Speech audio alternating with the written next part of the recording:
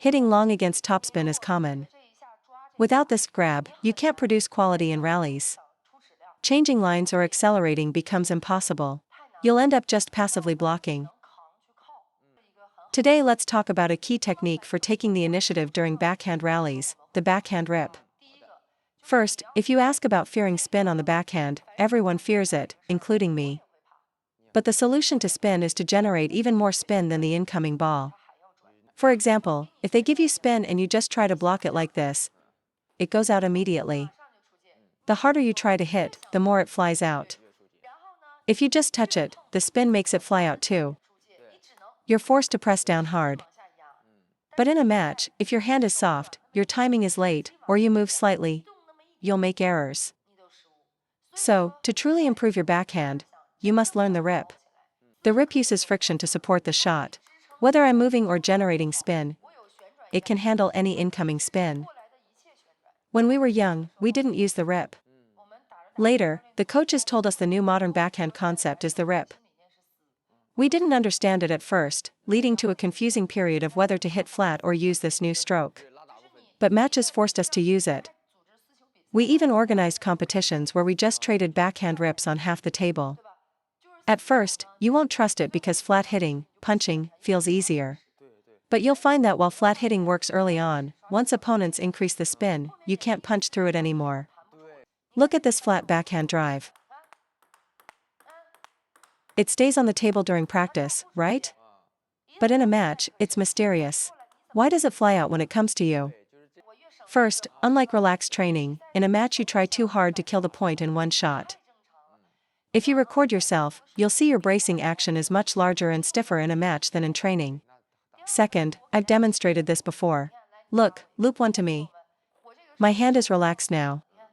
If my hand is stiff, the same ball flies out. That's why I advise against overly bouncy blades. Tension makes your grip and arm stiff, reducing control and friction, making you susceptible to spin. So the second reason is stiffness. It's a natural body reaction. Third is the spin itself. In matches, opponents use hidden movements to add spin. They use finger power and forearm supination to add friction. You can't adapt quickly enough, so you eat the spin. Therefore, in backhand rallies, high quality comes from speed and placement, not just brute force. Remember, to create massive spin on the backhand rip like I do requires over a decade of training. Against topspin, if you want quality, absolutely do not smash or hit flat. So, how do we generate speed? Let's discuss the structural mechanics of the backhand rip. If your backhand motion looks like this, it will never be fast or spinny. You can judge a player's potential ceiling just by looking at their form structure. It's true. This kind of sideways motion cannot generate speed. The second looks like this. The second type is very common, too soft. No pressure, no spin, no speed, no threat. Just lifting it up. Look at real speed. Does this look effortless to you? This speed is enough to take the initiative. If you borrow your opponent's power in a match, your return will be even faster. How to get fast? Amateurs must learn to borrow power against topspin. This applies to short pips and medium pips too. When I played medium pips, I kept my hand forward. Borrowing power is the key to the backhand. Let's rally so you can see.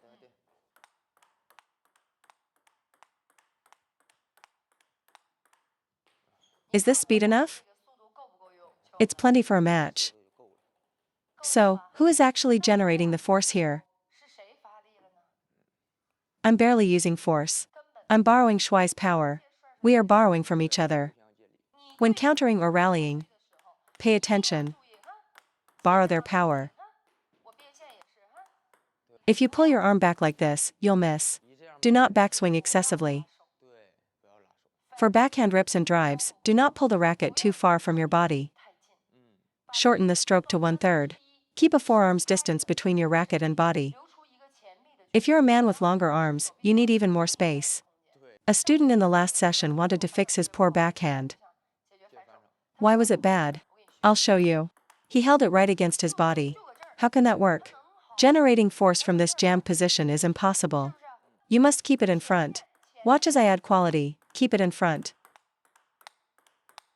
See how steady Shuai is? He just blocks.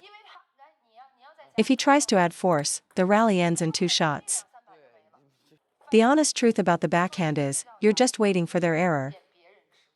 Borrow power out front and capitalize on their mistakes. Don't just try to muscle every shot for quality. You'll miss within 2 strokes. You can power up on 1 shot. What rhythm do I use in matches? I'll show you. First shot slow, add spin, then bang, a quick punch. Change the rhythm. Or after I punch the first one, I immediately change the line on the next. I rarely power through to the same spot repeatedly. It leads to unforced errors. So, the backhand concept is borrowing power. It relies on late-stage acceleration. If your backswing is too big, you'll miss after 2 blocks, revert to just touching the ball, and get suppressed. Switching to forehand while dominating is different from being forced to switch passively. If they rip into your forehand when you're passive, you won't return it. You only get a chance if you lower their quality first. To borrow power, keep your hand forward, not too close to your body. Don't pull your elbow and upper arm back. Brace them. Maintain distance and execute the stroke. Watch.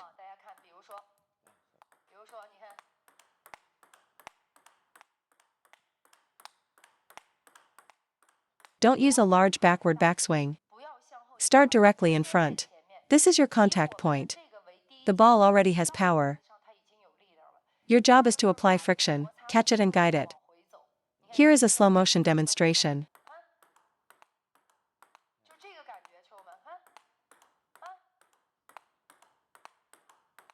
Look at my hand. Doing it faster simply adds quality. Same for penhold. See? This isn't being slow. It's grabbing the ball. For a good backhand, you need rhythm. Don't just bounce it off blindly upon contact. The moment you touch the ball, grab it. Tighten your grip on the racket. The ball is light. If you want power and accuracy but don't grip tightly at contact, you'll lose control. Grab. Speeding this up creates acceleration. Hitting long against topspin is common. Without this grab, you can't produce quality in rallies. Changing lines or accelerating becomes impossible. You'll end up just passively blocking. How to grab? First, use borrowed power. Active power is too slow. Second, the grab must happen the instant the ball touches the racket. You can't grab at the end of the stroke. The ball is already gone. Watch as Shuai feeds multi-ball. If I grab late, it goes out. No control. I should grab here. See? At the moment of contact. Grab at contact. If it doesn't go over the net, what helps? The forearm follow through. Push with the forearm, and it goes over. See? It flies instantly. This initial grab alone isn't enough to clear the net. The grab absorbs the ball, eats it. Then, use the forearm to send it out.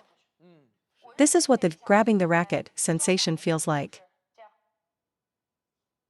The motion is small. Penhold 2. 1, 2. Just this small. Backhand taboo, flinging the wrist. If you wobble even a bit, the ball will fly off. Listen to the sound of grabbing the racket.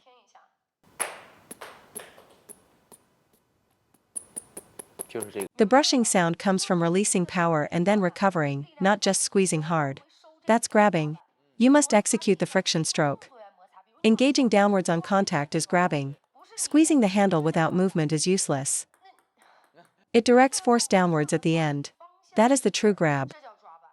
Let me clarify, the friction motion is actually very small. I'll show you. It's just this big. Just this small. It won't go over the net by itself. See how thin the contact is? From this base, use your forearm to send it forward over the net. If friction alone sends it over, it's wrong. It means your wrist flicked forward. That's unstable. Light shots might land, but power shots will fly out.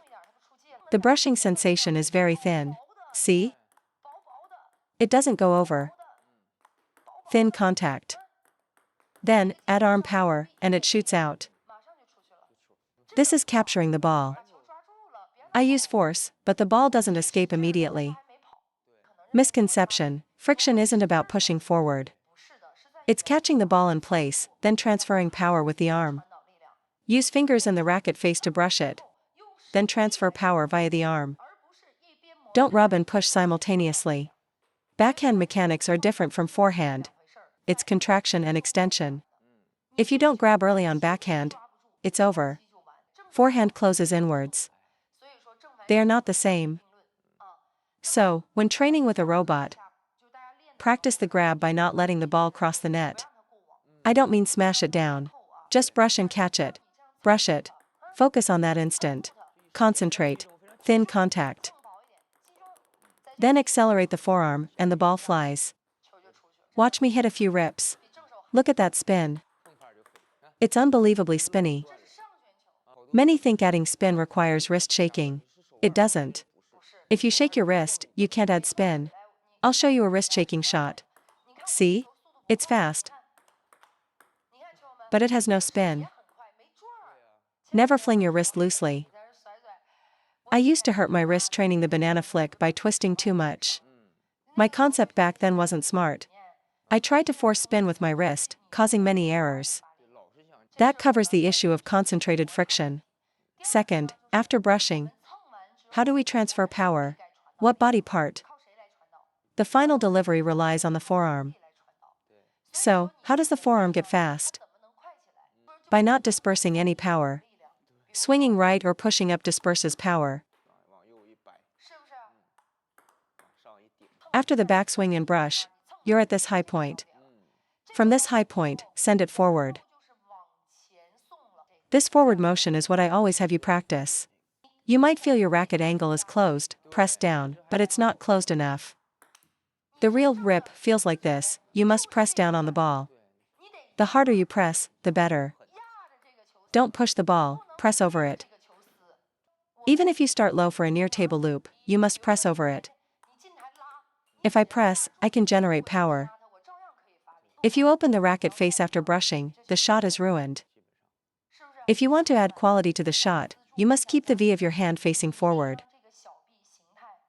This is crucial. The V of the hand cannot point up. Many don't realize they are opening the racket. You think you're pressing, but you look like this. Record yourself to verify. For penhold, the V of the hand points up, not towards yourself. If it points at you, the racket stands up. If it points up, the racket presses down. If the V of the hand direction is correct, your forearm direction will be correct. Otherwise, you'll think you're pressing, but in a match, you aren't. For consistency, keep the V of the hand pointing forward. Third issue: how to accelerate the forearm. Watch closely. The forearm must snap, bang. Look at that quality. Why is it fast? Why can't you generate this power? Because you're using your upper arm. I stabilize the upper arm. Is there power? That's a rip. And this is punch. Brace the elbow. It can move forward slightly to find the ball. See? Backswing, then move forward a little. Then it's all about the forearm. What does it need? Acceleration. Punch. Rip. It's the forearm's job now. That's why I make you practice this. Forearm supination is the key to quality. I've analyzed my loop. My elbow bracing is excellent. Brace, then supinate the forearm. Brace, supinate.